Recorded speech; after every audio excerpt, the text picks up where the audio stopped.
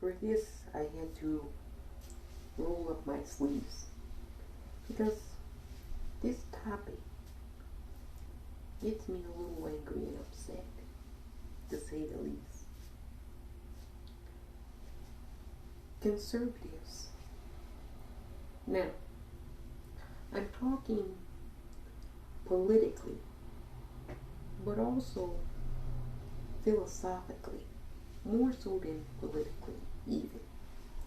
Because at one point in time, in philosophies and ideologies and political parties, they can switch back and forth because individuals determine that something no longer is aligned with their ideology and they decide to leave and go elsewhere.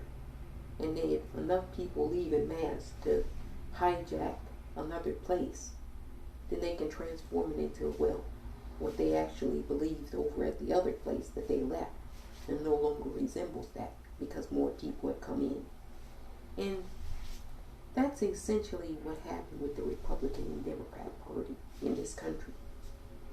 There were a lot of racists in the Democrat Party. But, well, it became an inclusive place. And the last thing the racist people want is an inclusive space. That naturally drives them out. So when people say there was no party switch, yes, there was a party switch. But it wasn't like people just, well, said, okay, I'm sick of the Democrat Party. I want to be a Republican now. No. The Democrat Party became more inclusive. And the people who can't handle inclusion wanted to, well, be excluded. And they were. And they left to a party that doesn't believe in inclusion. Pretends as though they do.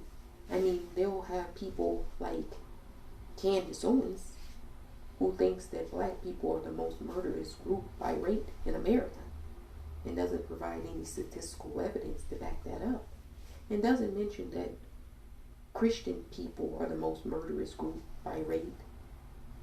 Men are the most murderous gender by rate. I mean, so there was a whole switch in terms of people based off of inclusion and exclusion. Not based off of, well, a donkey and an elephant, or an R and a D, or a Republican and Democrat. No, it has nothing to do with that. You just know that a person that does not like inclusion will always leave a place where inclusion is welcomed.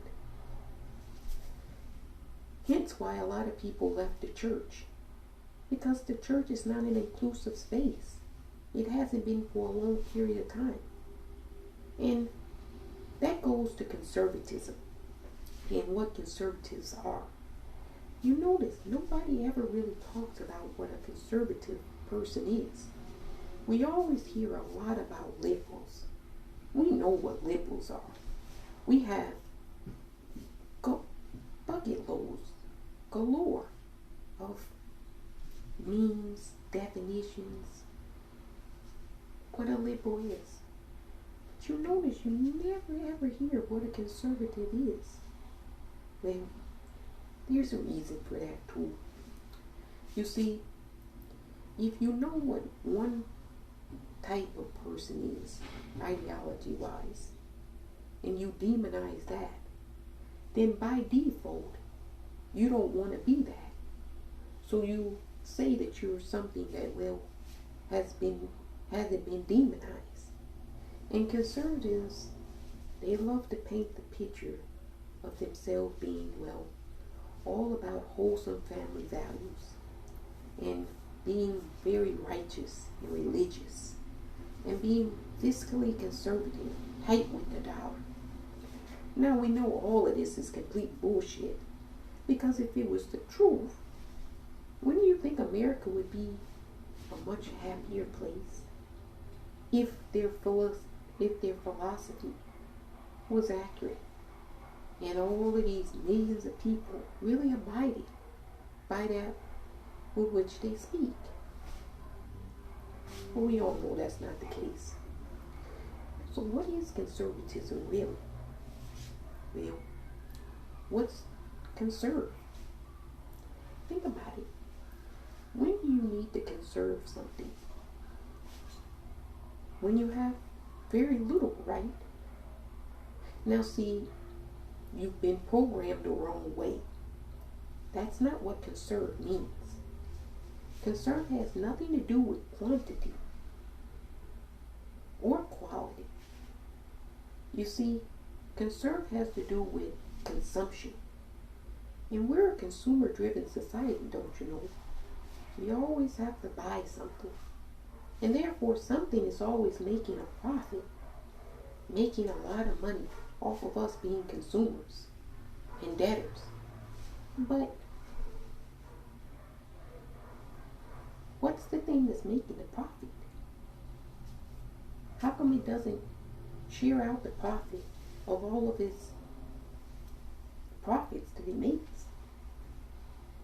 Do you ever see conservatives really being generous, except to conserve their interests?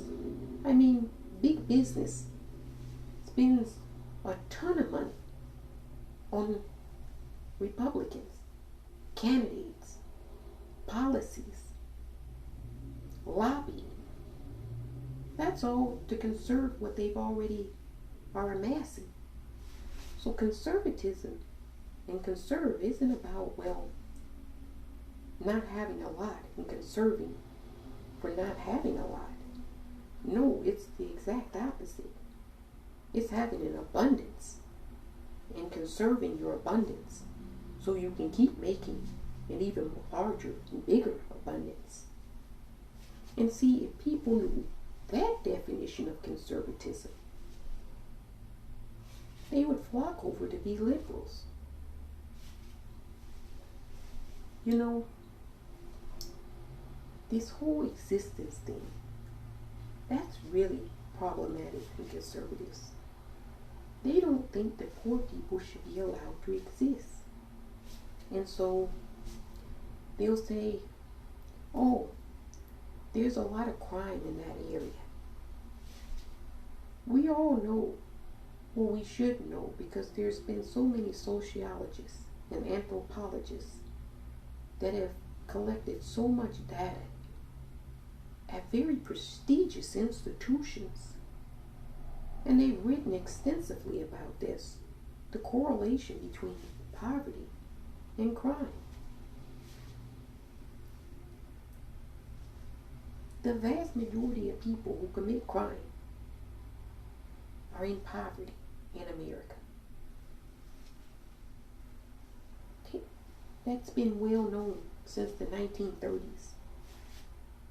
But it doesn't really get talked about because conservatives don't have any issue with that, really. It's a talking point, but they know it. And if they wanted to fix it, well, it would require a better distribution of income. You know, income inequality is at the highest they say it's ever been in the history of the world. So few people have pretty much all the resources, and none of the rest of us have anything. And yet, we're told we should be conservative. We shouldn't spend any money out on you people. We shouldn't give you any health care or any universal pre-K. No, we just don't have the money. We seem to always have money, though, for wars and to bail out banks. But when it comes to education, forgiving your student loans, no. I'm sorry. Come back again another day. We're not doing so well. We're kind of financially strapped for cash at this time. You know, the same old bullshit they've been telling you. We busted Dollar Tree. Dollar Tree says we have to go up. Nothing else can be $1 anymore. I just told you their revenue was $25 billion in the fiscal year that just ended in 2021. Their assets were 25 billion. And they say we don't have the money. We have to go up. They're lying to you. We should all push back on these conservatives. They're full of bullshit. They've been lying to you this whole time about everything. It's not a money issue. No. It's they want to conserve more and more and more and more and more. And they don't think people should have a right to exist. And they use religion. And they also use politics too as a way to divide people. They talk about division. Who's the people? Who's the ideology that told us people shouldn't be allowed to get married? Who want to get married? Who told us that? That was a conservative principle. That was a conservative notion. They told us gay marriage would destroy the sanctity between man and woman. More bullshit. And then they want to argue that there's only a binary.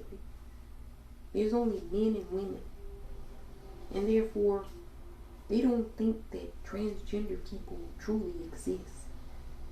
And that's really the toxic element of conservatism. This whole notion that people should and should not exist. And that, people's existence should be political. Like, we're not going to allow for bathrooms, transgender people to use bathrooms. We're not going to allow for transgender people to, play in sports in school. We're not going to allow for people to, read about transgender or black people or Latino people or women. We're just going to try to invisibilize everybody. You just don't exist. And you know what happens when, a political apparatus can make people, simply not exist. Then you're met with violence in the society. Because people have been told and programmed that your existence doesn't matter. That's why such violence can occur on different people in different forms in this society. Because conservatives and conservatism tells people that your existence doesn't matter. No, I can never be a conservative. I know what it really stands for. Conserving ill-gotten gains to the point of insanity. And then politicizing people's existence. Stating that, you politically can legislate whether somebody exists or not. And then lying like you're in favor of limited government. Okay, quick quiz here. Who's the party that's banning books in schools? Who's the party that's calling for the National Guard to be sent into cities? Who's the party that, wants to restrict the woman's right to choose? But these are the folks that are telling you they're for limited government. When they're in your school libraries now. When they're telling you what you can do in your fetus. When they're trying to send in National Guard members to guard Louis Vuitton and Nordstrom. This is really the limited government party in 2021? Really? Yeah, sure. Tell that to whoever will believe it. Conservatism. They're lying to you. You better realize that quickly because, if they think it works, they're going to keep doing it.